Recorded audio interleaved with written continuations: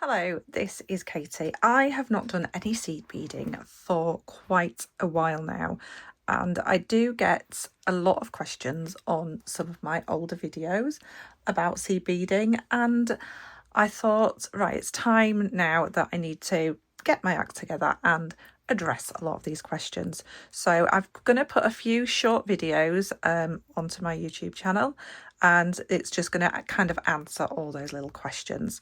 So one of my most popular videos is the Peyote video.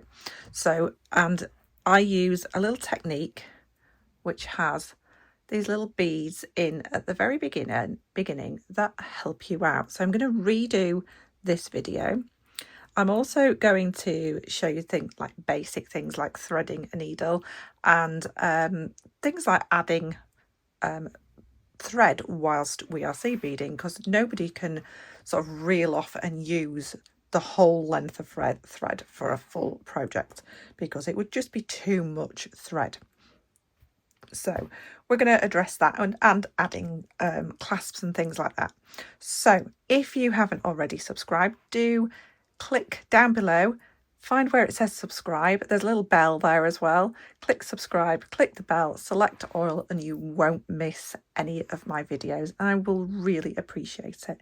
Please leave me comments down below, pop a like as well, because they all help out my channel. So let's get on. So I'm just going to start off like super basic. We're just going to thread the needle to start with. I will be making a few videos, so don't worry, I'm not going to put everything into one, so you'll be able to search on my page and find. So when I thread a needle, I never do this and try to, because you're never going to get it in. So what I do is, this is a fire line.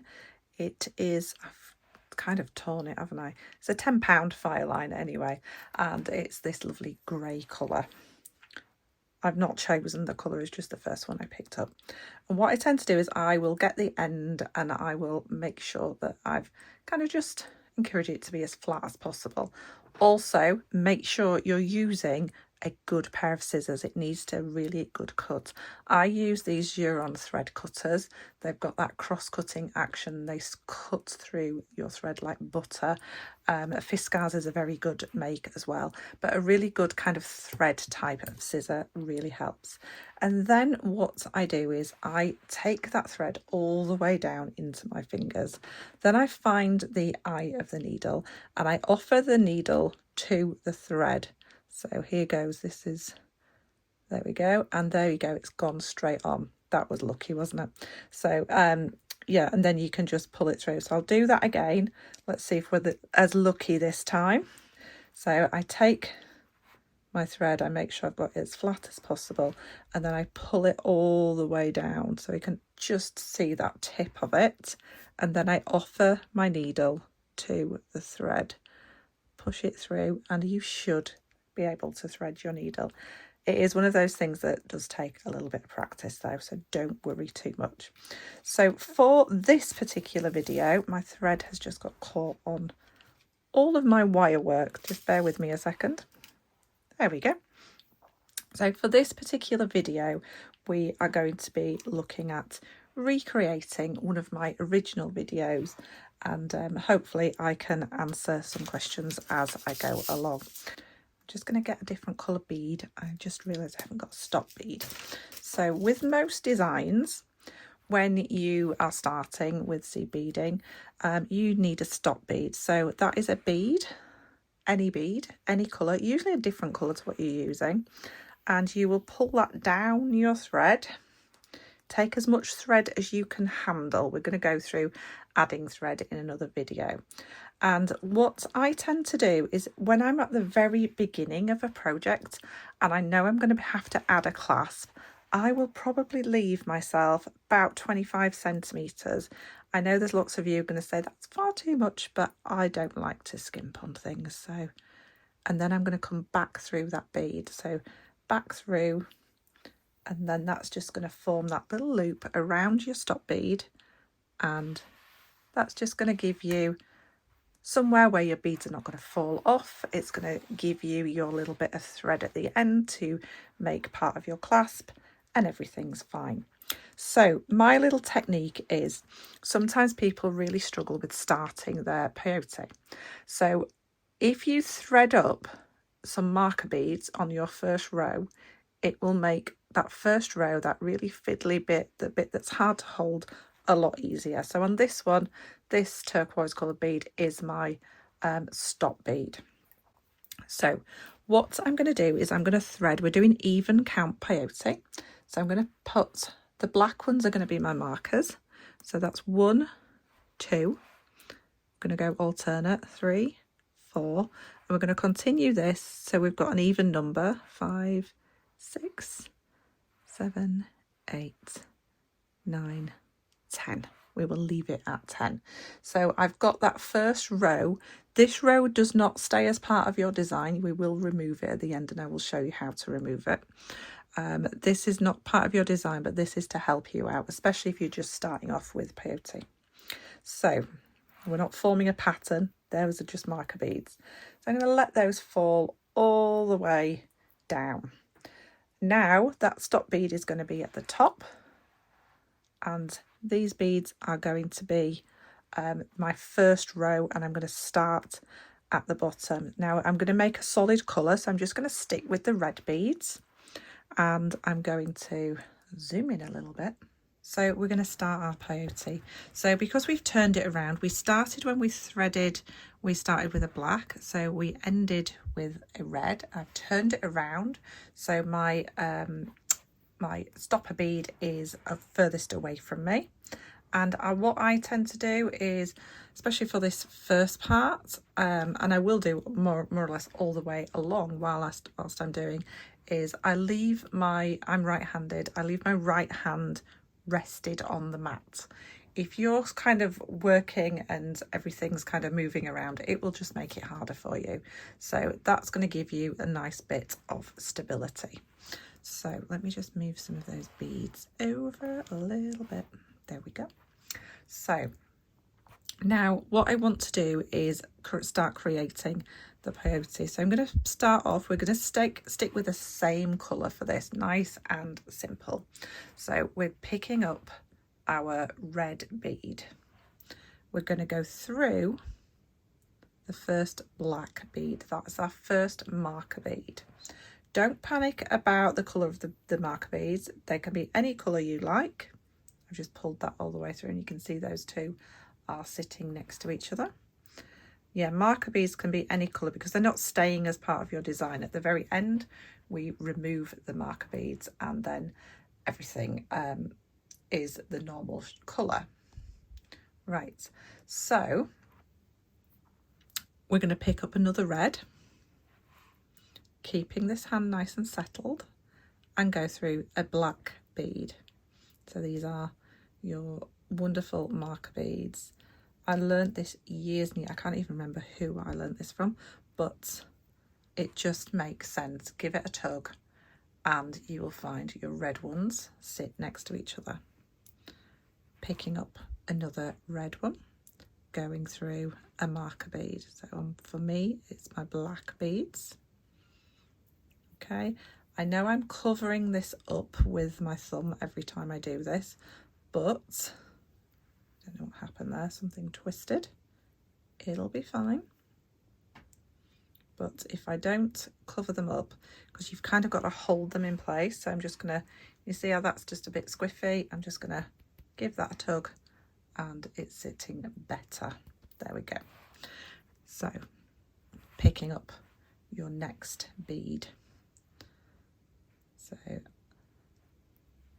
I do like using wildfire thread, but also fireline, KO thread, all sorts of things are good too. So don't be afraid of trying different threads. We all like different things. Picking up another red bead and through the very top black bead. So now everything is nicely set up for us to continue. Just make sure your stop bead is nice and tight. Everything is set up perfectly for us to come back down, and then we will just go up and down using the beads that are more prominent. So often called the sticky out beads, and to be quite honest, I call them the sticky out beads. So picking up a bead, all we're doing now is going up and down and going through the sticky out bead. So the more prominent bead that is protruding, we can call it, but sticky out bead sounds better to me. So we're going to go through next one. So every time picking up a bead, picking up a bead through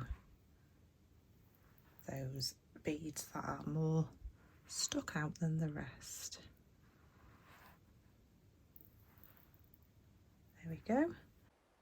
And as you can see, my left hand is not moving.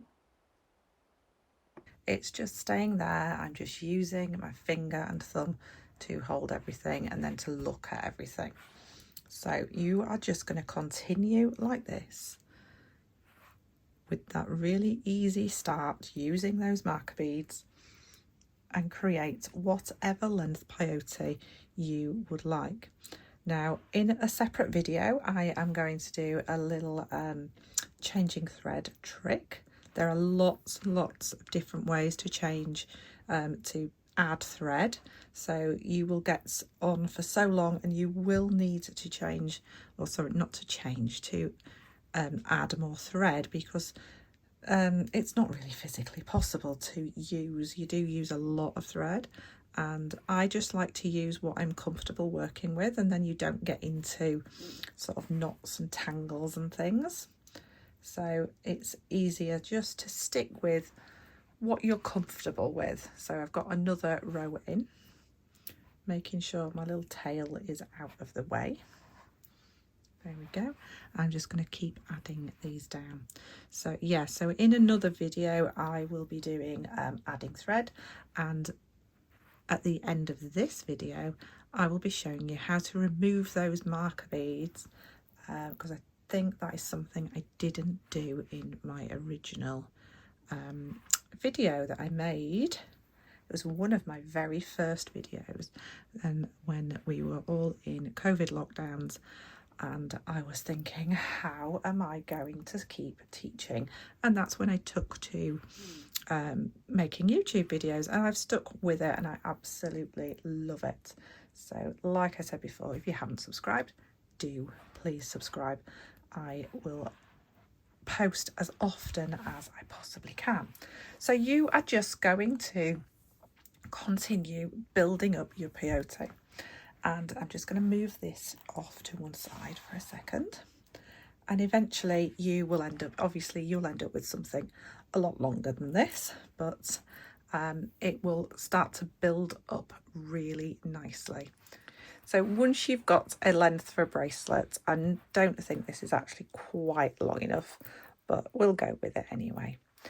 I'm going to make sure that you make it just a tad longer than what you're actually wanting, because we've got to remove this section of beads. So to remove them, we're going to take off that stop bead. So it'll just slide off. So we're just taking off the stop bead, and then we're going to start pulling out beads. So it'll be the second one down, then the fourth one down. We're just going to pull out the red row first. Okay, so pulling that out. Okay, and then you will have the black row, and this is all you do. You just one bead at a time. There's no cutting it out or anything horrific like that. So you're just going to keep pulling those out until you've got all of those gone. And if you're ready to finish that end right at that second, that is all good. If not, you can pop your stop bead back on. So as long as it's got a big hole, you don't need a needle.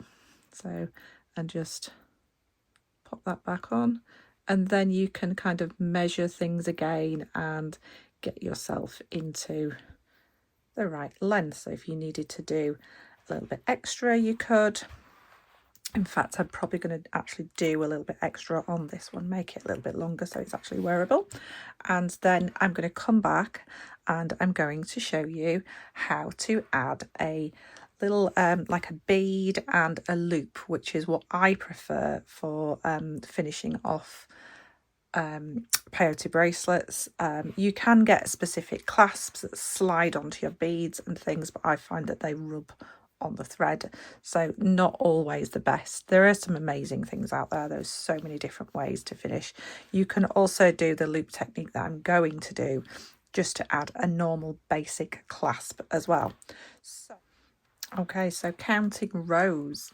So counting rows, as long as we know our stop bead is at the top coming away from us and the thread, working thread, is at the bottom,